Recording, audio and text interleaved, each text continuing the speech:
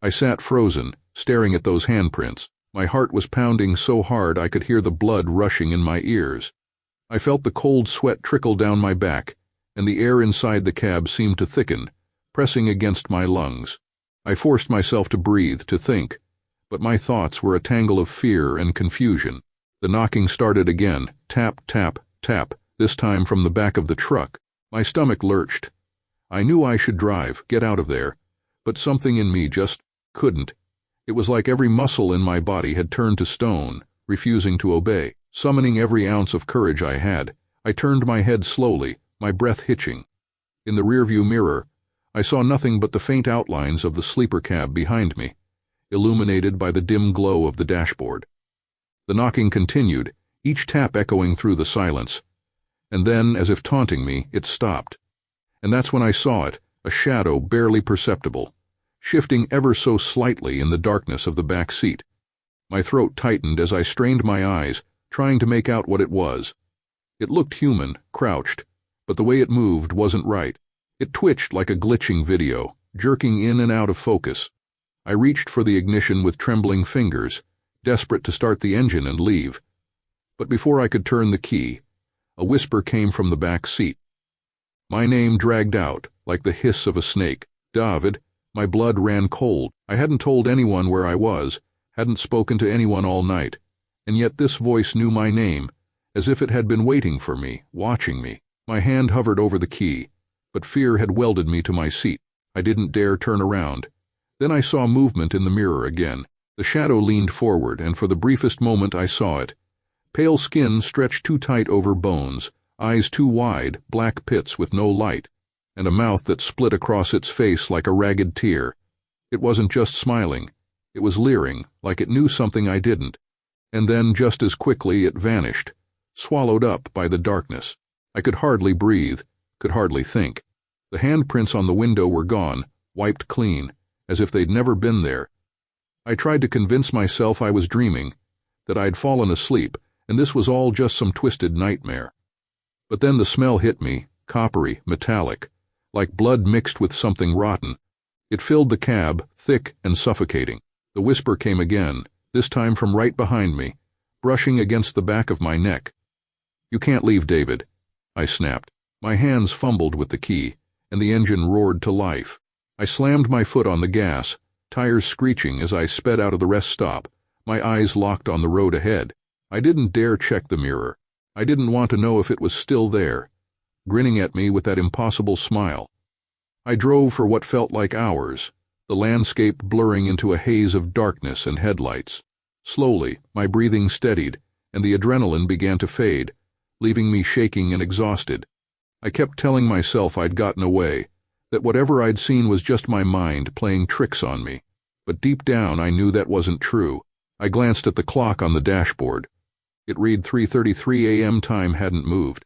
It was still the exact minute I'd pulled into that rest stop. Panic welled up inside me, and I reached for my phone, desperate to call someone, anyone.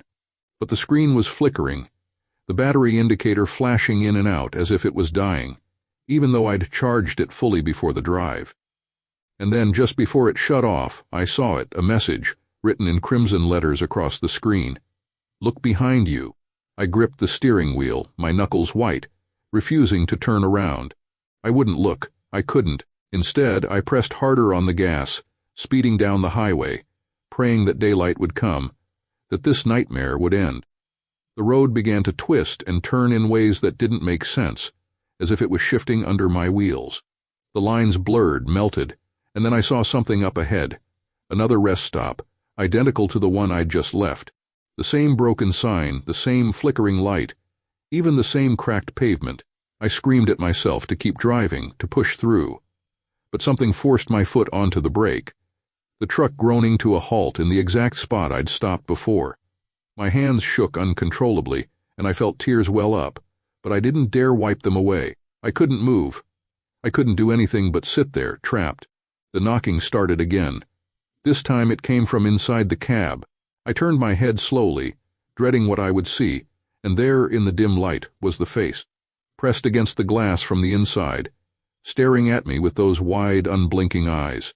Its skin was pale, almost translucent, and blood smeared across its lips as it whispered my name again. I yanked open the door, scrambling out, stumbling over my own feet as I backed away. I could still see it, crouched inside the truck, staring at me with that grotesque smile, teeth too sharp, too many. I fumbled for my keys, dropped them, and as I bent down to pick them up, I saw the truth. There were dozens of footprints in the dust around the truck, all the same size as mine, all leading back to the cab. A voice, ragged and broken, came from behind me. "You never left, David." I turned, and there it was, standing in the road, impossibly tall now, stretching upwards like a twisted shadow. Its eyes were empty holes, and its mouth opened wide, wider than any human mouth could, revealing darkness that seemed to go on forever. I backed up against the truck, heart hammering in my chest. "What do you want?" I managed to choke out, barely able to breathe. It leaned in, its breath cold against my skin, smelling of earth and decay. "You," it whispered. "You were always mine." Before I could react, it lunged. I felt the cold seep into me, felt my vision blur, and the last thing I heard before everything went black was that voice, echoing through my head, whispering my name over and over. I woke up back in the driver's seat, drenched in sweat, the sun just beginning to rise. My phone was on the dashboard, battery fully charged, and the clock read 6 a.m. I let out a shaky breath, convinced it had all been a dream, until I saw the face, staring back at me from the reflection in the rearview mirror, smiling. And in that moment I knew I would never be alone again.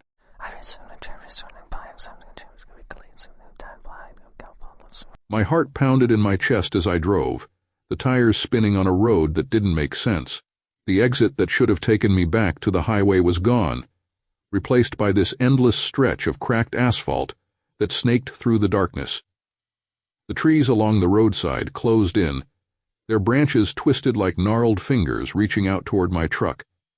The faint, shadowy figures I had seen near the rest area seemed to flicker in and out of the corner of my eye, just beyond the glow of my headlights.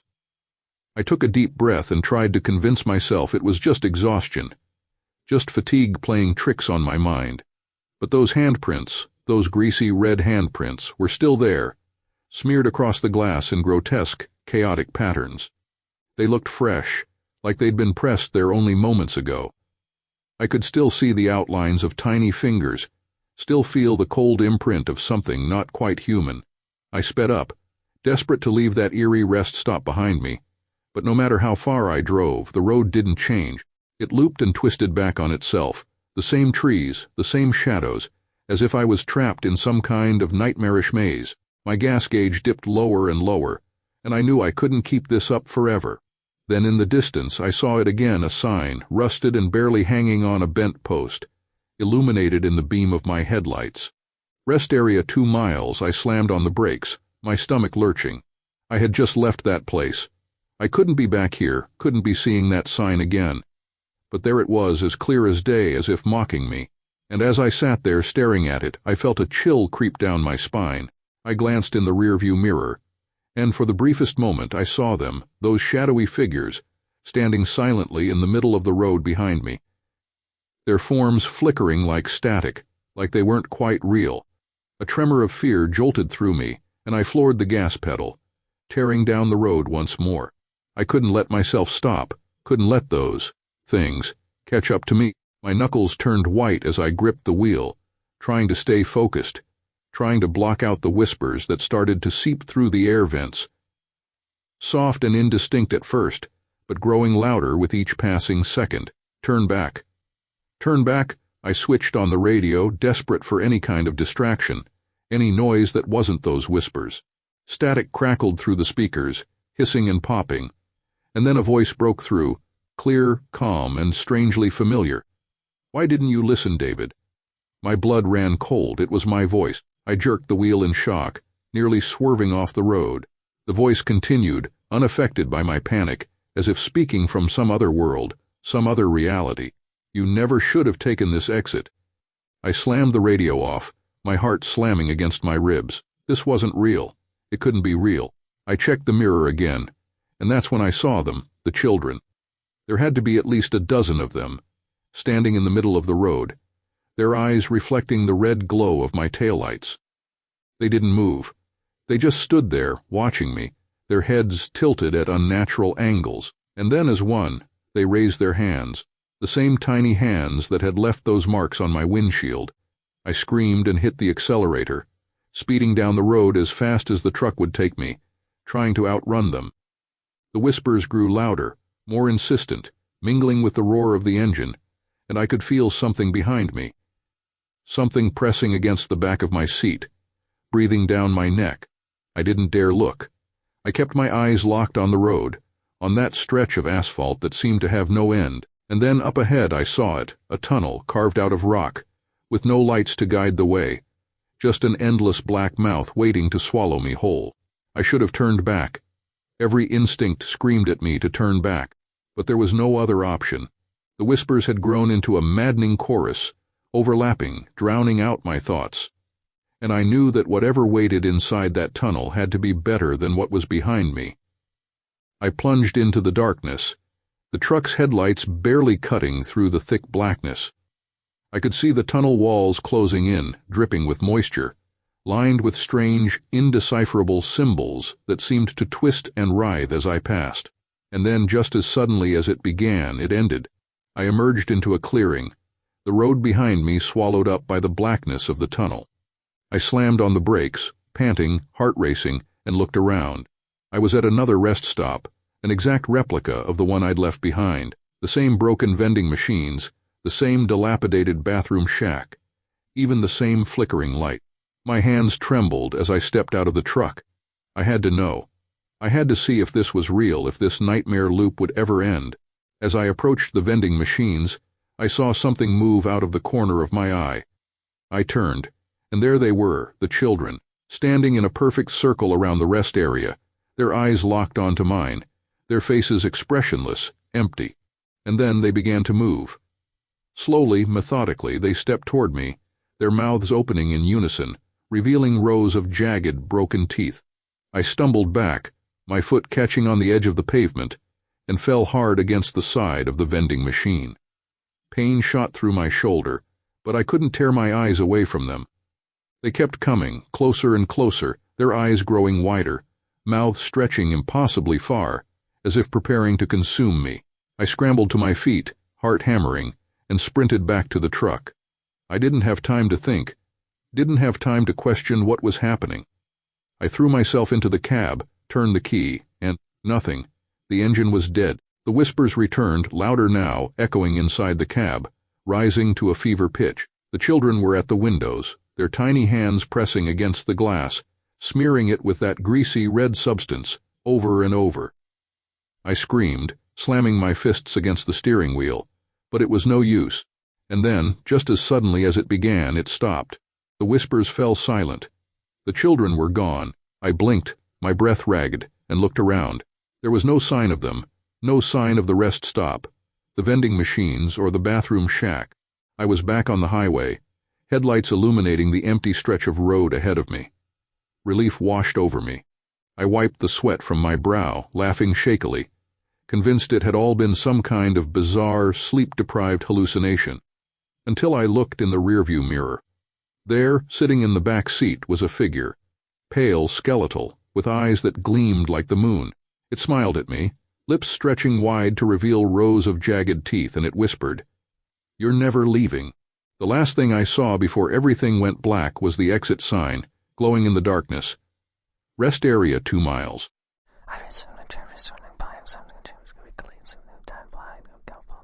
I felt my heart stutter in my chest. There he was, grinning at me like a hungry animal, eyes gleaming in the dim glow of the dashboard lights. For a second, I couldn't move, couldn't breathe. The chill that swept through my body felt like it had rooted me to the spot, pinned me to the seat. And that smile, God, that smile. It stretched too wide, splitting his face in a way that wasn't right. That couldn't be human.